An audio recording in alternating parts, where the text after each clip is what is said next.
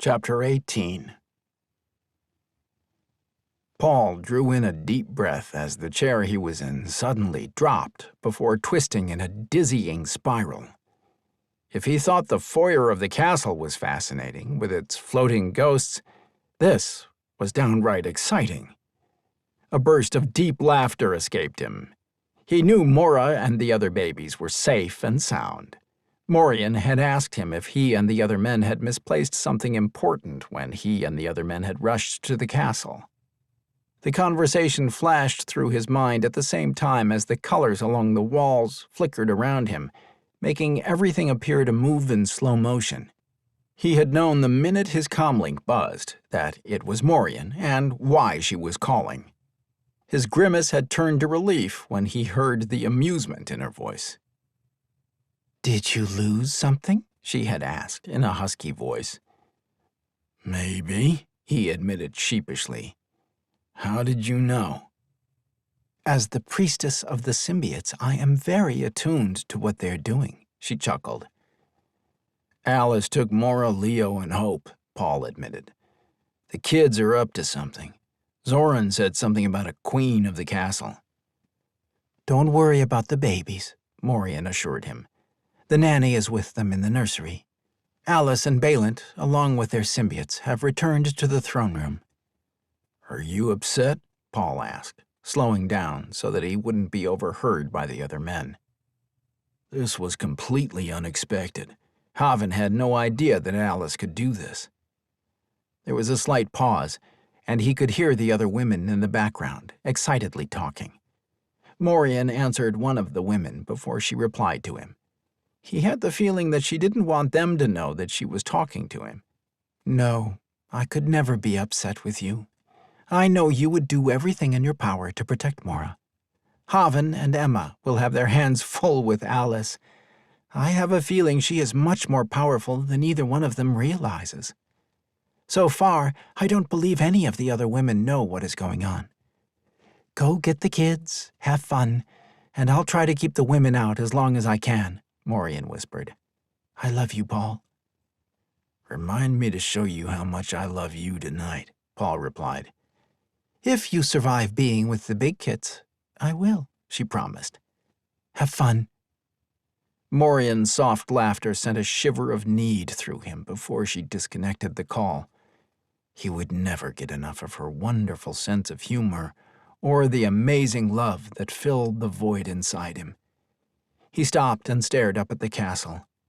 Slowly, he pocketed the comlink and stepped forward to join the other men. "Have fun," he thought, with a shake of his head. This was right up there with surviving first-aid training with a bunch of greenhorns in the wilds of Wyoming during a blizzard.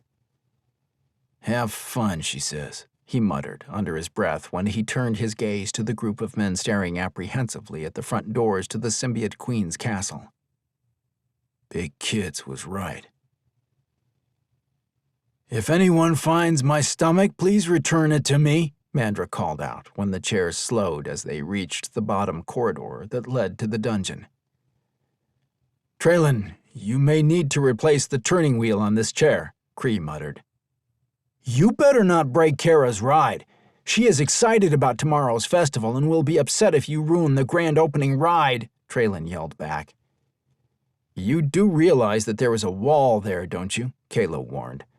"Traylon, wall, end of tracks. I can't get these straps off." "Sit back, we'll pass right through it," Traylon promised with a laugh. "This isn't funny," Viper snapped. "I've got to find out what Haven's daughter did with my son before Tina does." "The babies are fine," Paul said. "They are in the nursery upstairs with the nanny." "How do you know?" Viper demanded, leaning far enough forward to glare at Paul, who was sitting in the chair next to him. "Morien told me," he admitted. "Goddess!" The wave of male groans echoed as they drew closer to the wall. "Tina's going to get Pearl to shoot me again. I just know it," Viper muttered in defeat. "The other women don't know what is going on," Paul assured the group as the other men echoed what their mates would do to them when they returned. "Morien is keeping the other women distracted while we get the kids back." "Are you sure?" Zoran asked. What did Dola say? Paul chuckled at the hopeful sound in Zoran's voice. She said to have fun, he replied. Fun? Then why is my cat still clawing to get out of here? Vox asked, when the ride paused and the wall began to move and talk. Once you enter, you may never leave. Welcome to the dungeon of the Symbiote Queen. Why do you celebrate this holiday again? Cree asked, in a skeptical voice. Because it is fun, Paul responded. Because you get candy, Keelan said, with a grin. Because Riley is sexy as a ghost, Vox purred, remembering Riley's costume from the year before. Because it makes our mates happy, Haven added. For that reason alone, I would celebrate this or any other Earth holiday every day. Do you think Melina is having fun? Kalo asked his brother. Cree was silent for a moment before he nodded. Yes, he said. She was very excited to come. It is good for her to be around others of her kind. She has spent far too many years away from other women. Are you sure that Hope is safe, Paul? Kalo called out. Positive, Paul promised.